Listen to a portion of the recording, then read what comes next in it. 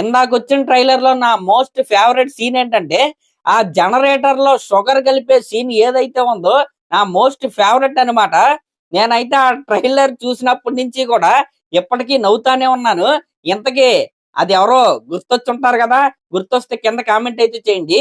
ఇంక ఇది పక్కన పెడితే భర్త మహాశయులకి విజ్ఞప్తి ట్రైలర్ ఎలా అనిపించిందంటే, అబ్బా సూపర్ ఎక్స్ట్రాడినరీ అలా కాకుండా అబ్బో అసలు ఏమీ లేదురా, అసలు ఏమీ బాలేదు ఇలా కూడా కాకుండా బాగుంది, సింపుల్ గా చాలా బాగా తీశారు అనిపించే విధంగా ఈ ట్రైలర్ అయితే ఉందన్నమాట. మెయిన్ గా మన రవితేజ గారి క్యారెక్టర్ కనుక మనం చూసుకుంటే ఈ ట్రైలర్ లో నాకైతే ఆయన చాలా సింపుల్ గా ఆడంబరాలు ఏమీ లేకుండా ఒక సింపుల్ ఫ్యామిలీ మ్యాన్ లాగైతే నాకైతే కనపడుతున్నారు. యాక్చువల్లీ కొంతమంది ఫ్యాన్స్ అయితే రవితేజ గారి దగ్గర నుంచి మాస్ అయితే ఎక్స్పెక్ట్ చేస్తారు. కానీ ఈ సినిమా డైరెక్టర్ అయిన కిషోర్ తిరుమల గారి సినిమాలు కనుక మీరు చూసుకుంటే ఆయన అన్ని సినిమాల్లో హీరోలు చాలా సింపుల్ గా మనకి రోజు చూసే వ్యక్తుల్లాగైతే కనపడతారనమాట. అదే విధంగా ఈ సినిమా ట్రైలర్ లో కూడా రవితేజ గారు అలాగే కనపడుతున్నారు. అలాగే ఆయన మీద ఆయనే సెటర్ అయితే వేసుకున్నాడు అనమాట. మాస్ జాతర ఇలా వరుస పెట్టి మాస్ సినిమాలు అయితే చేస్తున్నాను, మా ఫ్యామిలీ డాక్టర్ కొద్ది గ్యాప్ అయితే ఇవ్వమన్నాడు అన్నట్టుగా ఆయన ఒక సెటర్ అయితే వేసుకున్నాడు. నిజంగా ఈ ట్రైలర్ లో రవితేజ గారు చాలా కొత్తగా కనపడుతున్నారు, చాలా సింపుల్ గా కనపడుతున్నారు. చాలా ఫ్రెష్ రవితేజ గారిని చూసినట్టయితే నాకైతే అనిపిస్తుంది. ఇంక ఈ సినిమా స్టోరీ ఏంటంటే బ్రెడ్ అండ్ బటర్ అనమాట. అంటే రెండు బ్రెడ్స్ ఇలా ఉండి మధ్యలో బటర్ ఉంటది కదా, ఆ బటర్ ఏమో మన రవితేజ గారు, అటు బ్రెడ్ ఏమో అసికా రంగనాథ్, ఇటు బ్రెడ్ ఏమో డింపుల్ హయాతి గారు అనమాట. భర్తని విపరీతంగా ప్రేమించే భార్య క్యారెక్టర్ అయితే డింపుల్ హయాతి అయితే చేస్తుంది. అలాగే బాయ్ ఫ్రెండ్ ని విపరీతంగా నమ్మే గర్ల్ ఫ్రెండ్ క్యారెక్టర్ లో అసికా రంగనాథ్ అయితే చేస్తుంది. అసలు వీళ్ళిద్దరి మధ్య మన రవితేజ గారు ఇరుక్కుని చివరికి ఆ ప్రాబ్లం ని ఎలా సాల్వ్ చేశారనేది ఈ సినిమా అన్నమాట.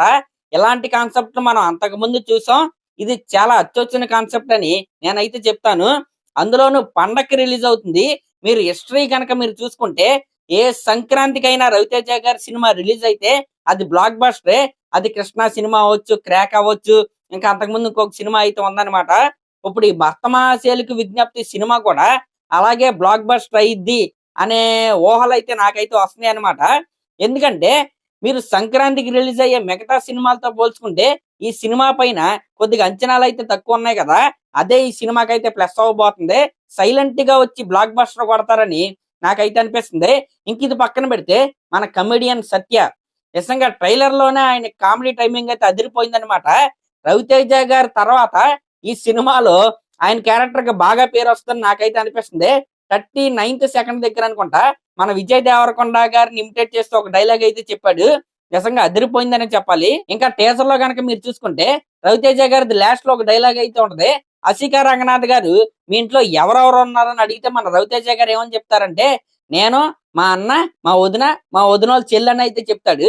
ఈ ట్రైలర్ లో కనుక మీరు చూసుకుంటే ఆ అమ్మాయి ఎవరని అడిగితే మా ఫ్రెండ్ వాళ్ళ వైఫ్ వాళ్ళ చెల్లని అయితే చెప్తాడు. ఈ విధమైన రైమింగ్ ఉన్న డైలాగ్స్ తో మన రవితేజ గారు అయితే ఈ సినిమాలో అయితే మాట్లాడబోతున్నారు. చాలా సింపుల్ గా చాలా క్యాచీగా ఆయన డైలాగ్స్ అయితే ఉండబోతున్నాయి అనమాట.